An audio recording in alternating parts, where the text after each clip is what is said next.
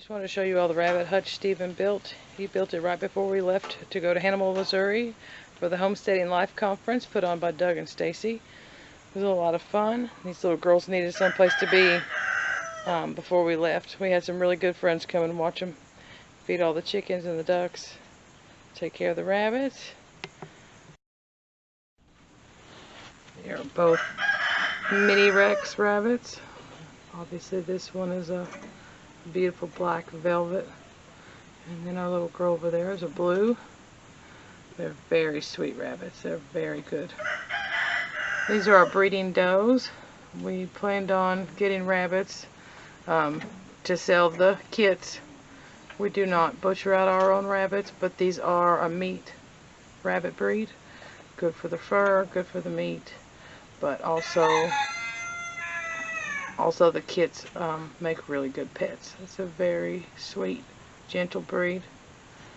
Yeah, they get to be about 8 to 9 pounds. We'll see how big ours get. We've had a history of having much larger livestock than previously advertised. Here right across from the girls is our buck. They can see each other. They know each other there. But we cannot keep them together. He's a little bit older.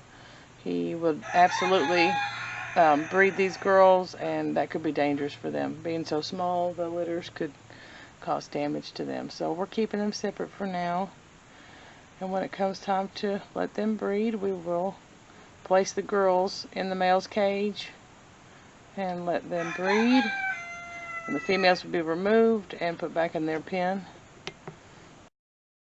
Hey, this is Jessica with Bluegrass Homestead. How are you all doing today? We are well. It's raining. It's a good day to shoot a video. Good day to talk about some of the things going on the homestead. We just recently got back from the Homesteading Life Conference in Hannibal, Missouri. It was put on by Doug and Stacy. If you're not familiar with them, I don't know how. If you're not familiar with them, go to Off Grid with Doug and Stacy on YouTube.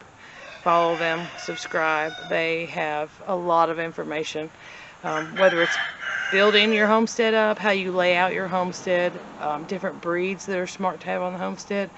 Also, Stacy is excellent when it comes to remedies, herbal remedies, ways to grow your garden, ways to improve your composting, your soil, and they live in a completely off-grid life. So they live in their log cabin. There's no electricity. They do everything the old-fashioned way, and are very successful at it, and very healthy because of it. So I highly recommend you go watch their channel and learn something that you'll be able to use and you'll be able to put into practical use. So we went to their conference. It was excellent. Couldn't have been better. It was wonderful this year. I know it was a smaller crowd, but as first-timers, for us going, it was perfect. It allowed us the opportunity to meet a lot of people, talk to a lot of people, attend the classes. The kids had a blast. We had a blast. It was wonderful. So I thank you, Doug and Stacy, for putting on the Homesteading Life Conference. It's needed and it's wonderful, and I'm glad we have this opportunity to get back in touch with family and friends. So talking about the rabbits, we only have the 3 right now, the 2 females and one buck. I think that's a great start. I know that doesn't seem like a lot. You know, when people get chickens, they want a lot of chickens now. I gotta have all the flocks. I gotta have all the breeds. But with the rabbits, you can do a lot with 3 because they breed like rabbits. Another great thing that we have from our rabbits is their compost. And these girls love their cage because part of it is a solid wood floor, so they're safe from the weather. We can put bedding in there and they'll have a place to have their babies and feel safe and comfortable. But the rest of it over here is all wire, and they actually go to the bathroom on the part that is wire, so it all falls through. We're going to try to work on some kind of catching system, whether it's a tray or a bucket with some kind of slope above it so it'll get caught in the bucket easier. Because rabbit compost is so excellent for your garden. It's not a hot compost. You can use it right away.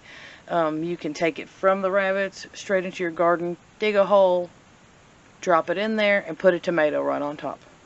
So this is something we need here because we're constantly growing and changing and doing things, and we really want to be able to have produce throughout the winter this year. It's a goal of ours this year to add some high tunnels and start having our lettuce and salad and kale all throughout the winter even.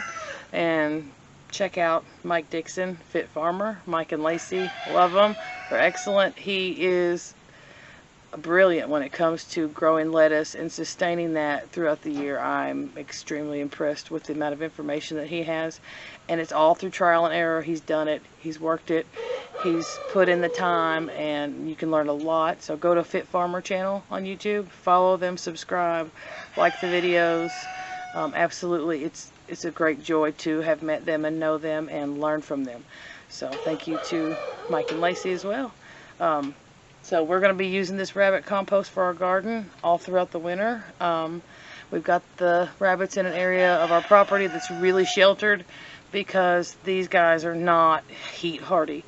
They absolutely will sweat and get very fatigued and in the sun.